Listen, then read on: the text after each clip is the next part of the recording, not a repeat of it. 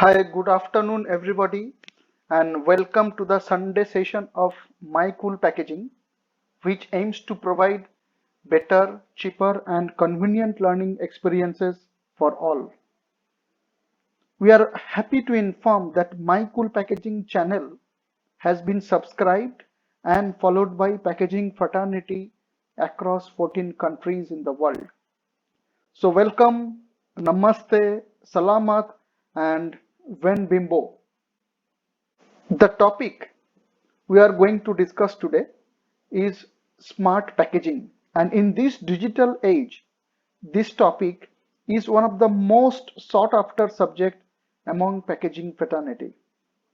Smart packaging has two functional elements: what we want to communicate and how we want to communicate. When we are talking about what we want to communicate, it means we are communicating information on product shelf life, price, any promotional offer, or it can be stock availability in that particular moment in that particular store. And when we are talking about how we want to communicate, it means our communication channels. It may be barcode, it may be an image, text, QR codes, NFC tags, or something else. I am sure many of you have used QR codes in different supermarkets thanks to GPay and Paytm. So in the session today, we are going to discuss about the software, about the hardware, and the overall integration of supply chain through smart packaging in a detailed manner. The person who will be chairing the session today is Mr. Paul Noronha. He is the owner of Sepio Products, Mumbai. He has got more than 15 years of experience in packaging industry and has a team of engineers working with him. So with this, I would like to request Mr. Paul to please introduce his company and start the session. Over to you, please. Yes. Okay. So the company CPO Products, right? It's about a 4-year-old company now. And the whole premise of the company is we focus on supply chain security solutions. Okay? Now, when I say supply chain security, it means we have 3 verticals. The first vertical is physical security, where we manufacture plastic seals. So these seals you would have seen in the airline industry or in the metering industry. So for example, auto rickshaw meters or power meters, gas meters, these meters have to be sealed after it's calibrated, right? So we manufacture these seals. Each seal has a unique serial number. Either it's barcoded or it's an alphanumeric code. Every seal has a unique serial number, right? So that's the first vertical. The second vertical under the same company is the phygital vertical. Phygital is nothing but a mix of physical and digital. So on the same seals, now if I go and stick an RFID tag, for example, each seal has a unique electronic number associated with it. So that makes it gives it a mix of digital as well as physical. So that's what we call the phygital vertical. So these seals are also used under the logistics industry. So for example, companies like Amazon, Delivery, FedEx, DHL, these companies use both a mix of physical seals, and in some scenarios they use phygital seals also. Another use case of the phygital world is where for every container that is exported out of India, they have to use a RFID e-seal. CPO is India's market leader when it comes to manufacture and supply of these RFID electronic gold seals. The third vertical is the pure digital vertical. There is no physical product as such. It is completely digital. These are unique IDs that we generate. So just as in the physical and the digital and the phygital vertical, each seal has a unique identification number. In the digital vertical, we just generate the identification number. Now this number can go on any product in the market. It could be on a bottle of shampoo. It could be on a high-end perfume. It could be on a bottle of alcohol. Any product in the market can be given a unique digital identity, right?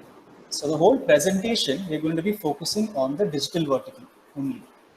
So where we will speak about what are the problems that that industry, FMCG or the white goods industry faces in terms of supply chain issues they face, counterfeiting, consumer engagement.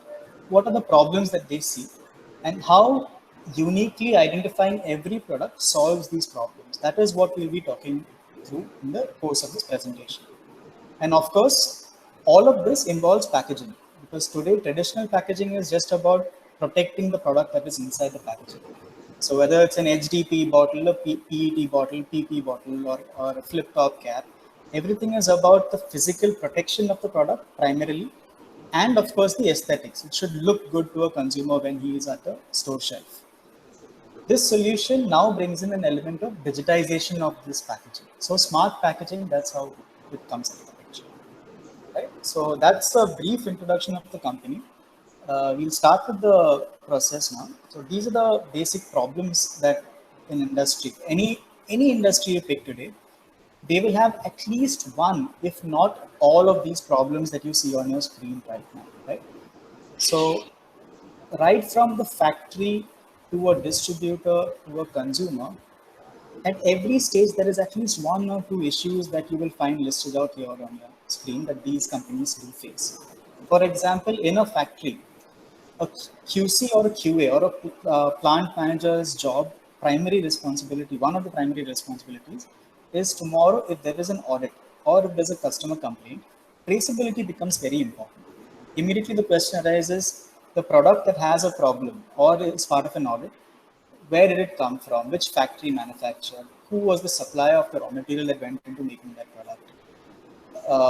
What date was it manufactured on? What production line was used to manufacture the product? Who was the operator? All these questions come under the traceability aspect, right?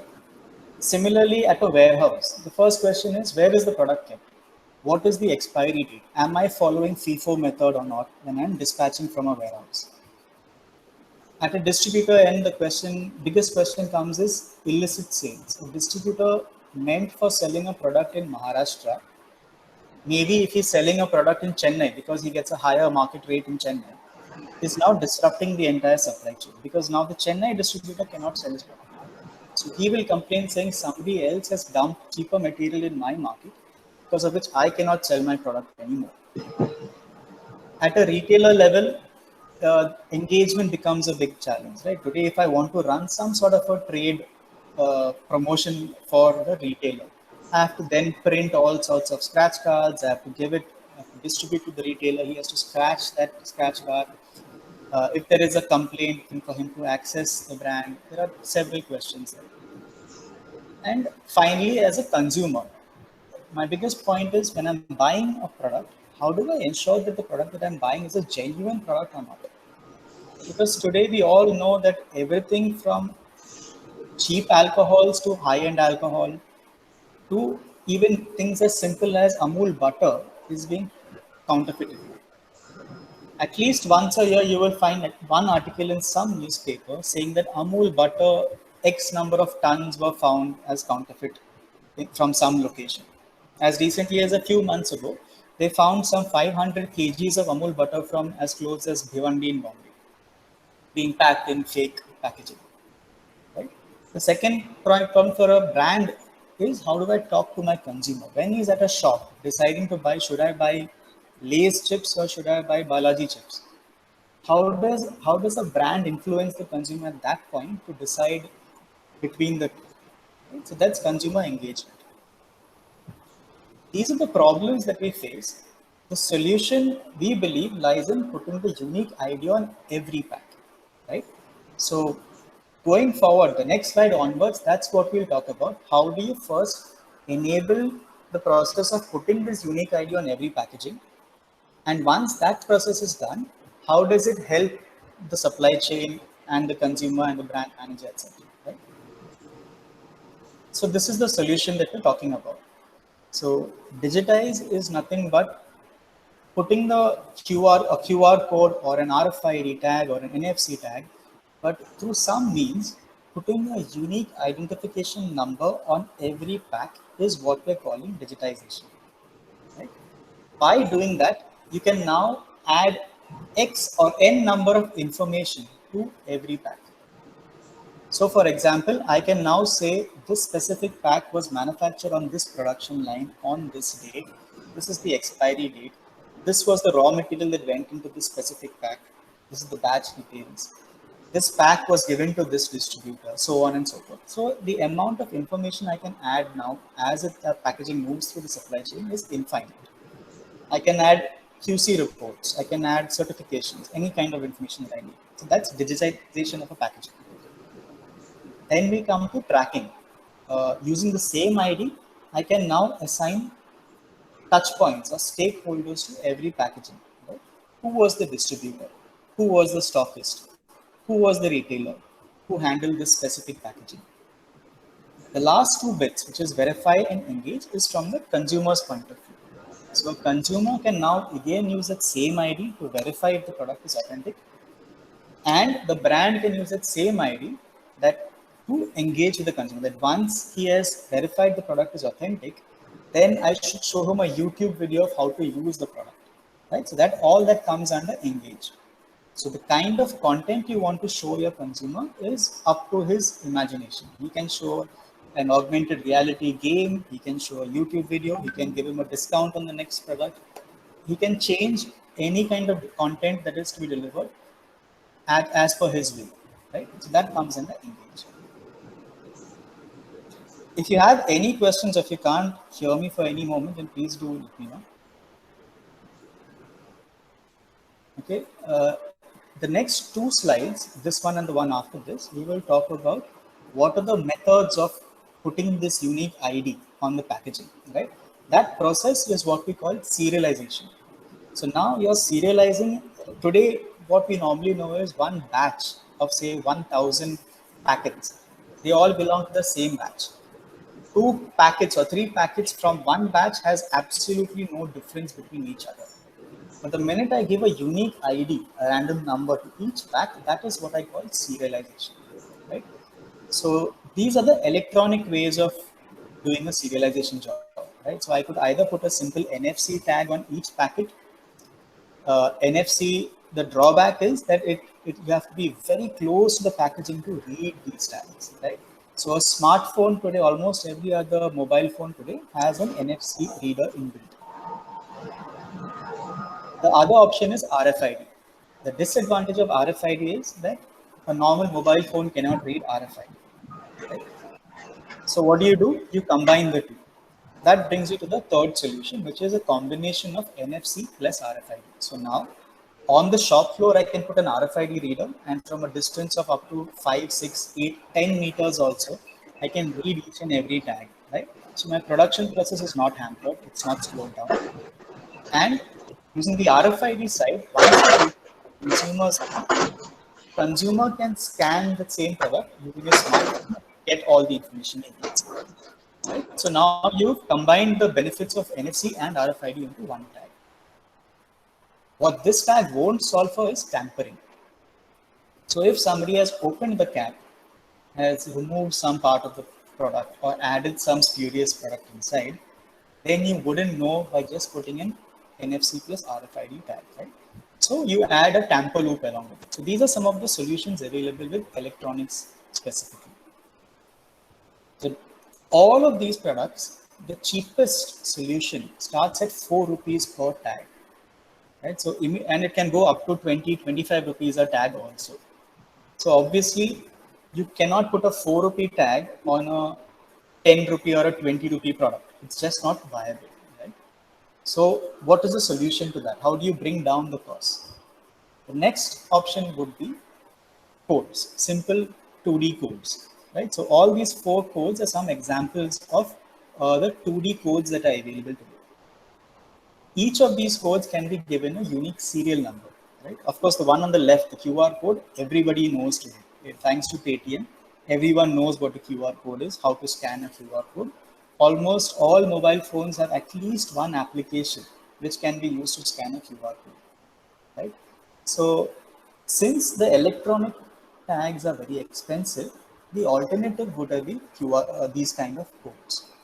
The data matrix code, the dot code, the ASCII code, They all essentially have some pros and some cons, but the biggest benefit of the QR code over any other sort of code is that any regular mobile phone today, a consumer's phone, can be used to scan a QR code. It cannot be used to scan any of the other codes unless you have a very, very specific application for it. Right? So now going forward from here, we will focus on how the problems that I had mentioned earlier can be solved using these QR codes and some underlying platform. So if you remember the solution that we spoke of earlier, there were four parts. There was digitize, there was track, there was verify, and there was engage. Right? Now we will go into more details in the first two, which is digitize and track. Like I said earlier, digitize is the process of now adding some sort of a technology or some sort of digitization, which means all the information like the QC documents, handwritten QC reports, who was the person on the machine, which production line, which distributor, all this information can be electronically added to every packaging, each and every pack. That is the process of digitization, right? So it starts from raw material itself. So the minute a raw material from say supplier A enters the factory premises, on that batch you assign one QR code. Now CPO as a company provides this platform to brands so that the product plant manager can issue QR codes to every batch of raw material that comes from each supplier. Now, the minute at the time of entry itself, just say GRN ban gaya, you make the GRN, you assign the QR code to the batch, that is taken into the go down, for example. Right? So now for a second, all the raw material within the storeroom has QR codes on them. When the job is given that today you have to make one batch of say uh, 500 liters of shampoo, at that moment, for making those 500 liters, you may need 10 different ingredients. You may need 1 liter of ingredient 1, 500 liters of ingredient 2, so on and so forth. So for each ingredient that you issue from the store, you will simply scan the QR code of that ingredient, enter what is the quantity you're picking from that batch, and say issue for job. Right? So now what you're doing is you're linking the raw material to a specific batch, to a specific job for the final production.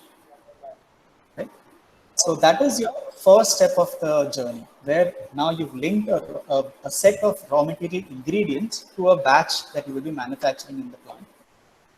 The next step would be actually printing the QR codes on the packaging itself. Right? Now, this is the biggest question. बाकी सब ठीक package पे डाले कैसे, right? So today everybody knows how TIJs or thermal inkjet printers or coding works. The batch number, manufacturing date, MRP, this is all printed on the production line itself. So as the bottles are passing by on a conveyor belt, you have these printers. It could be a continuous inkjet printer or a thermal inkjet printer, which are printing the codes in real time on the production line.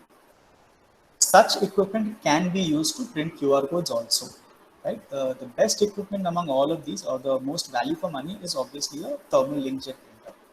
But that has its limits. It needs some sort of a porous substrate, which means on monocartons or on HDPE bottles, thermal inkjet printer works perfectly fine, no problem. Now, the minute you have some sort of laminated substrate, like maybe a packet of Lay's or some sort of pouch packaging, because of the lamination, the porosity of that substrate is very low. So a thermal inkjet printer in that scenario would not work. But then there are other solutions, like there could be a TTO or a thermal transfer offset printer. Metal packaging, if let's say a deodorant can, then you would use a laser printer. So there are a lot of hardware options available, which by simply plugging onto the production line, you can start printing unique QR codes on each and every product. Right? So that is one way of doing this.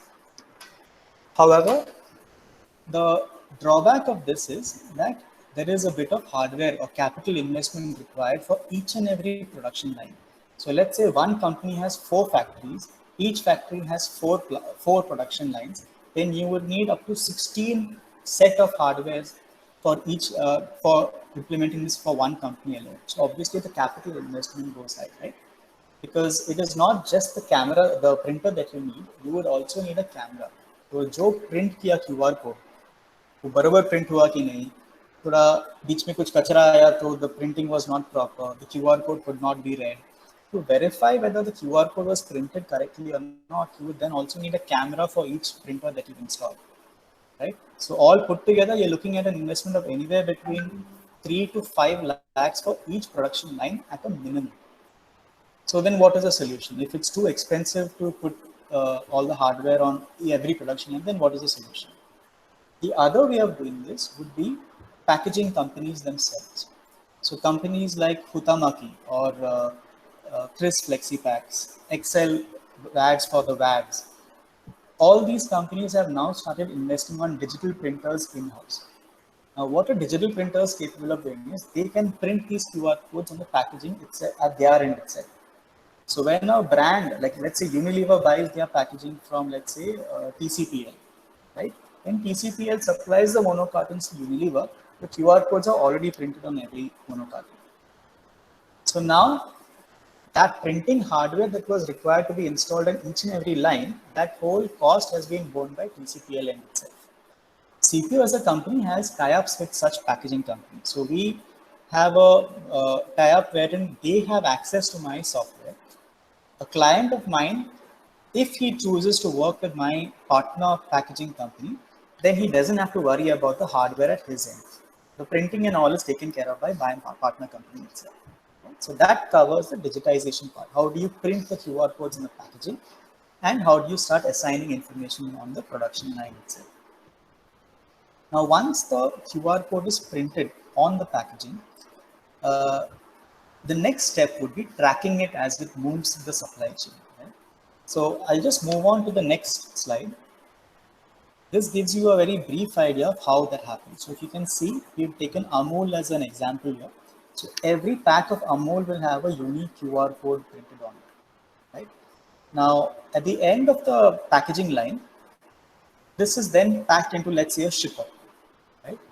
What we do is something called aggregation. Aggregation is nothing but the action of linking the QR codes on each packet of Amul to another QR code on the secondary packaging itself. Okay. So let's say 3 of these Amul packs went into one secondary shipper. Then there is a link created through aggregation with the QR code on the shipper and the 3 packets of Amul. Now let's say 3 of these shippers went onto a pallet, the tertiary packaging. Again, you can have a QR code or a data matrix code or a simple barcode on the pallet also. What this allows us to do is, now I don't have to scan every packet itself as it moves to a supply chain. If I have to deliver, let's say, one pallet to a distributor, I only have to scan the QR code on the pallet, right? So I'm doing a dispatch job, which means I'm saying I'm sending 5 cases of Amul pure ghee to distributor A. So I've added the name of the destination, the address of the destination. I can add the trailer, the vehicle number, the driver's mobile number. I can add the batch or the as per FIFO, the software will suggest that this is the batch you should pick from to dispatch.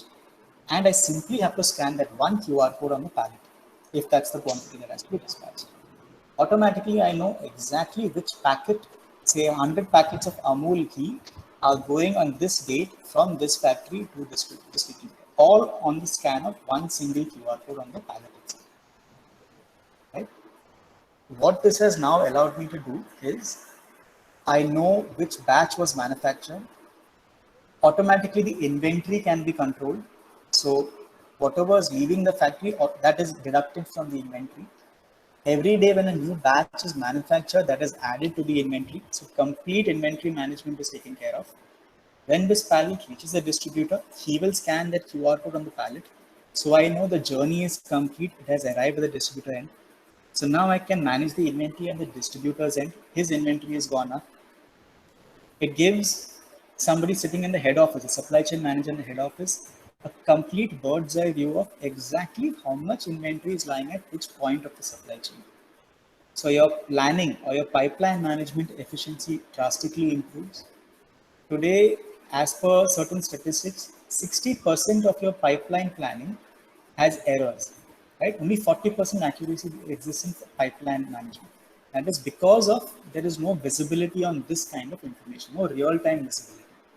By the time you get the stock details from your distributor, from your stockist, from your retailer, already you have manufactured much more than you should have, right? So now with real-time information on exactly what is the inventory at each stage of your supply chain, you can plan your production much better. You can plan your raw material procurement much better. Your cash flow starts improving. So you can see the simple act of putting a QR code on every pack, how it has started adding value on multiple levels to multiple stakeholders in the supply chain, right? Another big benefit is one example we can give you. One of our customers had a complaint that when I deliver material to my distributor, very often it happens that after 2 weeks he will say is production batch में कुछ damage हुआ है, bottle damage हो गया. He has only 24 hours to reply within if there is some damage, but he will take 2 weeks to reply, and he will say ये तो कल का माल था उसमें प्रॉब्लम आया है. अब बैंक को उसमें वेरीफाई करने का कोई जरिया नहीं. ही कैन नॉट टेल कि ये लास्ट डिस्पैच का माल था कि 1 महीने पहले का माल था कि 1 साल पहले का माल था, as long as the batch is the same. So he has to blindly accept whatever damages come back and replace it with a good part. Now, because of serialization, he can say that I sent you serial numbers 1 to 100 yesterday. You are claiming serial number 101. So that is not covered. This is from batch number, say 5 batches ago or whatever. Right? So accountability starts coming in at a distributor level. Like I mentioned earlier, illicit sales. Distributors today, especially in pharma, they will get a heavily discounted product from a brand for sales in the hospital sections, right? So they will take 50% discounted material from Cipla for sale to hospitals, but they will sell the same material in the retail store for 100% profit. So now he has eaten up the difference of 50% which was given for hospital sales. That can be controlled because you can now tag bottle numbers 51 to 100 is for hospitals only. उसमें से दूसरा कोई भी bottle hospitals के लिए नहीं बेचा जा सकता या बाहर नहीं बेचा सकता that way, right?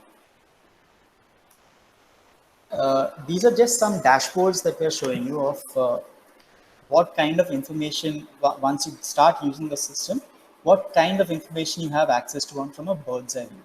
So what is your raw material inventory? You can set safety values, you can set reorder levels, and automatically send triggers for any kind of raw material to be reordered. And this can be set for any material. It's not just for raw material. The finished goods also can be kept. You can set thresholds at each section. So if, let's say, the distributor and your inventory has dropped below a certain target, it can automatically trigger an order to the factory to dispatch more material. Similarly, if a factory, the finished goods is dropped below a certain target level, it can issue a trigger for raw material procurement and so on and so forth. Right? Like I said, infiltration also is taken care of. So this is pretty much some, if not all, of the benefits that you see through the supply chain from a brand's perspective. Now, moving on, we will see how it benefits a consumer. The simple act of putting a unique ID on every pack, how does it benefit a consumer? Okay. So that is the next two halves, which is the verification and the. And also, Yeah. Ajay this side. Yeah. Can you please hide the pop-up that's visible on screen? Sorry. Okay. Yes, thank you. Right. So now we come to the consumer side of the benefits, right? As a consumer, when I go to buy a product today, I know there is a massive problem of counterfeiting, but I do not have an easy way to verify genuine versus fake products. Holographic stickers exist, but I don't know if वो घोड़ा होना चाहिए तो कुत्ता होना चाहिए तो holographic sticker पे मुझे नहीं पता. तो आप कुछ भी डाल दो, मैं कुछ चमकता हुआ देखूंगा, मैं ले लूंगा सच के कि this is a genuine product. There are processes where I can scratch the label. There is a unique number. I have to SMS that unique number to a mobile number, and then via SMS it will tell me it's a genuine product or not. There the problem is I have to first buy the product, right? I can't verify without buying the product. अभी खरीदने के बाद पता चला कि ये तो genuine नहीं है, ये fake निकला. फिर I have to go and approach the brand, then they have to send me a replacement, and all those headaches come into the picture. But the fact remains that I paid money and picked up a fake product. Here the brand also loses because उनका तो नुकसान ही है इसमें. अभी a fake product got sold, the counterfeiter got paid his money, but now the brand has to give the consumer a replacement for the fake product, right? So nobody wins except for the counterfeiter in those kind of solutions. So how does my product help in that case? In our case, the QR code can be scanned for verification before buying the product, right? So the minute you scan a product, the first screen will tell you, is this a genuine product or not, right? If, let's say, it says it is a genuine product, then automatically it moves to the next phase, which would be engagement. Now in engagement, a brand manager sitting in his office can suddenly have an idea that next week IPL chalu hone wala hai. So I want to give free tickets to 1 out of 100 people who scan this. So he will set the parameters to say that 1% of those people scanning should win an IPL ticket for next week's matches. The minute he has sold out all the free tickets, he can switch off that campaign. He can go on to another campaign. So that is what we mean by marketing campaign management, right? So he can also say that I want to show a game, augmented reality game. If you play the game and if you win, then you get 10% discount on the next product you purchase. So it is completely up to him how he wants to deliver the content to the person who is scanning the product. So that is what we mean by engagement. Now, obviously, you can ask, can you share your mobile number, email ID? But once the consumer shares those details, you can start running loyalty programs. That for every 5 products you purchase of this brand, the 6th product is free. Or you can give points, right? Now the brand knows their consumer, he knows the mobile number, he knows the email ID, so he can send customized content to the consumer even offline, even when the consumer is not scanning a product. Assume for a second that consumer does not give the mobile number or email ID. Still, there are certain cookies that we get through which a brand can engage with the consumer on Instagram or on Facebook or some such social media platforms. तो कुछ नहीं तो Google के ऊपर अपने brand का add तो दिख ही जाएगा अगर मोबाइल नंबर नहीं दिया तो भी, right? So that all of these benefits come under engage. So now by putting a QR code on a packaging, you have complete control over your inventory. You have complete control over your distributor and his actions. He cannot do illicit trade. You have complete control over your cash flow. Your consumer can verify the product, so counterfeiting goes down. And you have a brand new method which does not exist today to engage with your consumer at the time of purchase. So when I'm about to take a decision, should I buy Lay's or should I buy Balaji? At that moment, if you give me the right content, probably I'll buy Lay's instead of Balaji. Right? And like I said earlier, if you look at the screenshot at the bottom right, this Johnnie Walker screenshot that we are showing you as an example, the amount of information that can be shared is infinite. So for Johnnie Walker, what we're saying is the malt, where was the malt prepared, right? So this is saying in Scotland. Where was the distillation process done? Where was the maturation happened? When was it bottled? When did it arrive in Mumbai? Each milestone, each leg of the journey can be documented and shared with the consumer. So today's consumer, especially the millennials, are very, very conscious about the products that we especially consume. Is it organic? Which farm did it come from? Is it environmentally friendly? The money that I'm paying, how much is actually paid to the farmer? How much is the middleman taking? All these questions come to mind. So if a brand can be transparent and open about the information of where they are sourcing from, are they sourcing responsibly? Is making sure there is no child labor? All this matters, and I don't mind paying a premium for the product if the product can show me all this information transparently.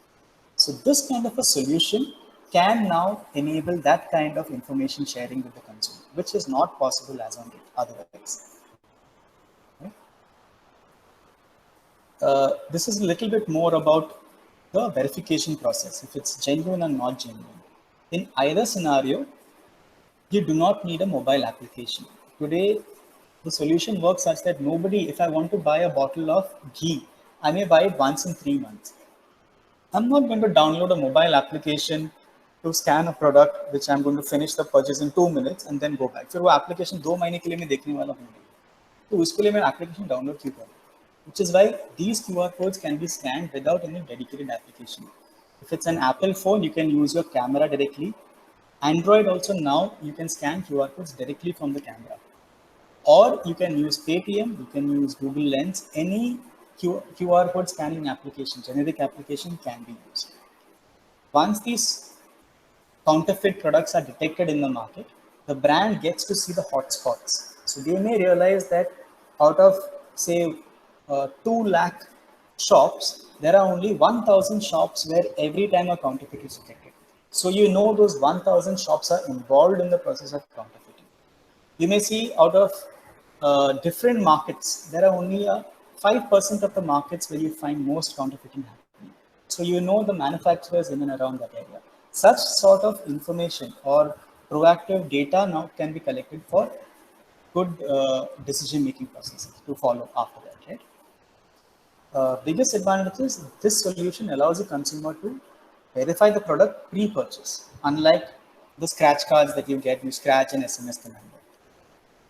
Another problem with the solution of scratching off and SMSing a number is a smart counterfeiter can create a whole fake portal. So he will give a fake mobile number. So when you SMS that unique number, it will go to his own mobile number and say, "This is authentic product." Consumer now has to remember that genuine mobile number concept or fake concept, which is not possible, right?